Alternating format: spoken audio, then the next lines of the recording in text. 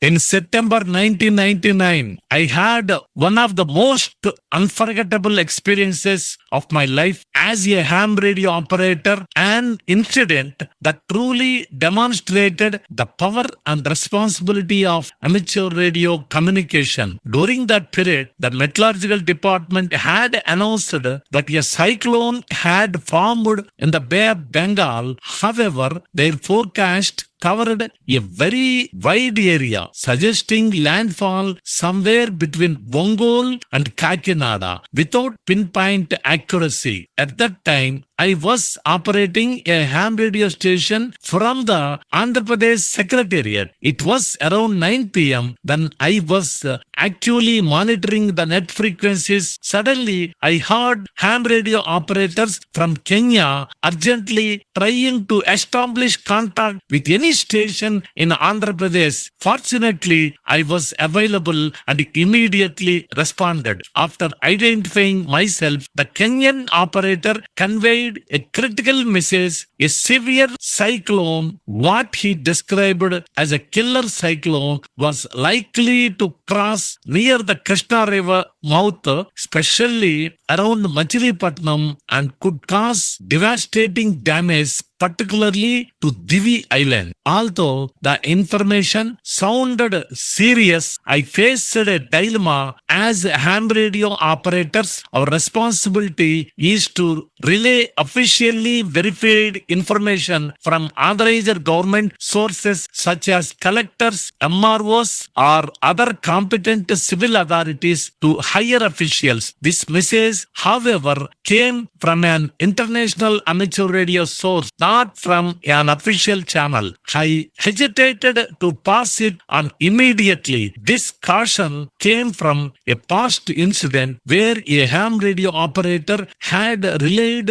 unverified information, leading a large-scale evacuations. When the warning turned out to be incorrect, the operator was held responsible despite acting in good faith. The consequences were severe, both professionally and financially for the administration. Remembering that, I chose to act carefully. Around midnight, I received a call from the Public Relation Officer (PRO) to the Chief Minister Channa Reddy Garu. I explained the situation clearly and responsibly. The information was received via ham radio from Kenya. It could be genuine or it might be not be, and any decision to act should be taken after carefully weighing the risks. The PRO, Jwala Narasimharao Garu, was understandably concerned and mentioned that he might have to wait the Chief Minister to inform him. I reiterated that the decision was his, but emphasized the uncertainty of the information. Meanwhile,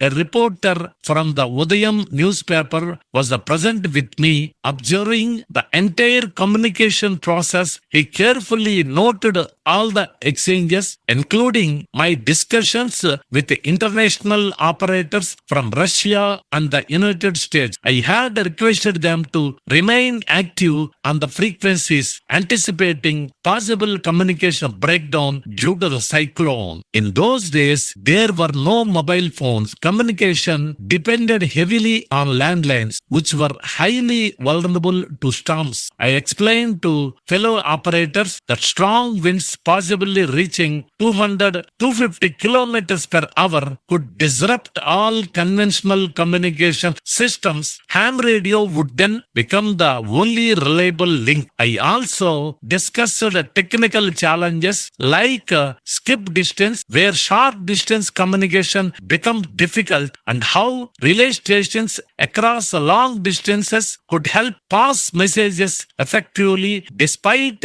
relays, delays would be minimal since radio waves travel at the speed of light, about 3 lakh kilometers per second. The next morning, Udayam published a headline story based on this event, highlighting how international ham radio operators had issued an early warning and how we were preparing for emergency communication communication support. Soon after, the cyclone struck and it followed the exact path predicted by the Kenyan operator. It made landfall near the Krishna region, causing extensive damage, especially in vulnerable coastal areas. The accuracy of the ham radio warning brought widespread recognition. Government agencies and media, including Doordarshan, began relying heavily on ham radio for real-time updates. Doordarshan officials even contacted me directly to understand the cyclone's impact and timing for their coverage planning. Immediately after we mobilized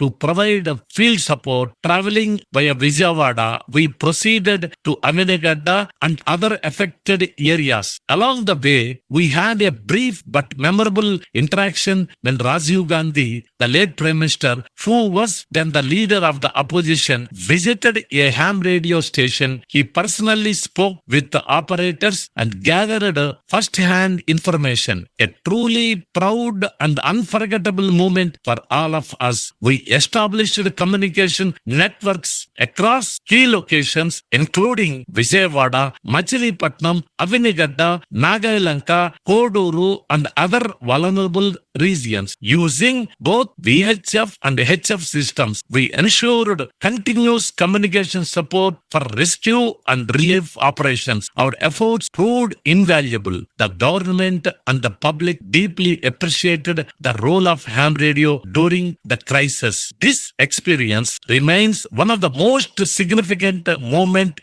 in my life as a ham radio operator. It taught me the importance of responsibility, caution, and preparedness, and above all, the incredible impact that dedicated communication can have during disasters. Even today, those memories remain vivid in my mind. 73, and see you again with another experience. Bye.